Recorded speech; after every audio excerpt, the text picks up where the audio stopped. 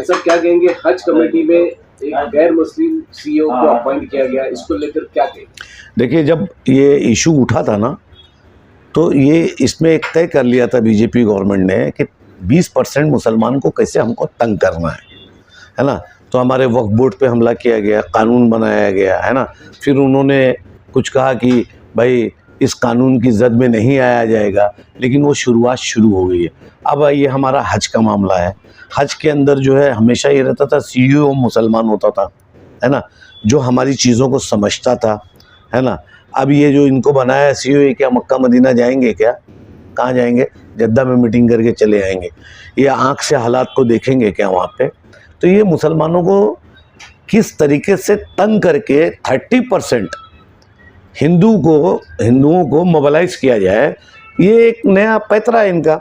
इसका हम लोग सख्त मजम्मत करते हैं, हमारी पूरी कौम इसकी मजम्मत करती है, हमारे हर वलमाए दीन खास करके इसका मजम्मत करते हैं। और ये बड़ी घिनौनी बात है कि एक क्या नाम है अपना हज के उसको भी सीईओ को आप जो है मुसलमान को मौका देने के बजाय आप एक हिंदू लाते हो। अगर एक मुसलमान सीईओ को आप कश्मीर के वो ट्रस्ट में डाल दो या अप्पा में डाल दो, या हमारी मुंबई के अंदर जो है मुंबा देवी उसके ट्रस्ट में डाल दो, तो ये अच्छा लगेगा क्या? भाई साहब लगातार शरीयत में मुदाखलत की जा रही है, बार बार ऐसे हमले किए जा रहे हैं, इसको लेकर क्या? देखिए, ये तो इनकी फितरत के अंदर है। ये करके तो ये इंटैक्ट करते हैं ना वोट बैंक को, है ना, कि हम मुसलमान को परेशान करके रखे हैं, है ना। इनको बांग्लादेश की फिक्र है, लेकिन अपने देश के मुसलमानों की फिक्र नहीं है जो आपके नागरिक हैं। हम पाकिस्तान की फिक्र नहीं करते, वो उनका इशू है, वहाँ मारे काटे क्या करने का क्या है। हम अपने मुल्क की बात करते हैं कि हमारा मुल्क के अंदर हम माइनॉरिटीज़ में हैं, क्रिश्चियन है, मुस्लिम है, बौद्ध है। आप हमारा ध्यान ना रखते हुए आप दूसरे के ध्यान की बात करते हो और हमको मारते हो, सताते हो। इसी तरीके से मैंने कहा था उस टाइम पे बहुत पहले कि जब ये वक्फ बोर्ड का जब ये मामला हुआ था कि धीरे धीरे सब आओगे जद में, आगे चल के क्रिश्चियन आने वाला है, उनके ट्रस्ट में मदाखलत होगी, है ना। फिर उसके बाद बौद्ध आएगा, है ना। माइनॉरिटीज़ को परेशान करने की जिम्मेदारी सरकार ने लेके रखा है। मुस्लिम सीईओ होना चाहिए, और ये गैर मुस्लिम सीईओ को रोकने के लिए किस तरीके का आगे कदम उठाया जाएगा? देखिए भाई साहब कि इसमें बड़े लीडर्स जो है फैसला कर सकते हैं, बड़े लोग, हमारे जो मुस्लिम MLAs है हमारे, है ना, जो चुन के आए, असलम भाई है ना, अमीन पटेल जी हैं, अपने भिवंडी के रईस शेख साहब हैं, और जो और अकोला से आए हैं हमारे तमाम जो मुस्लिम MLA असलम साहब हैं, वो माइनॉरिटीज़ के उसके अध्यक्ष भी थे।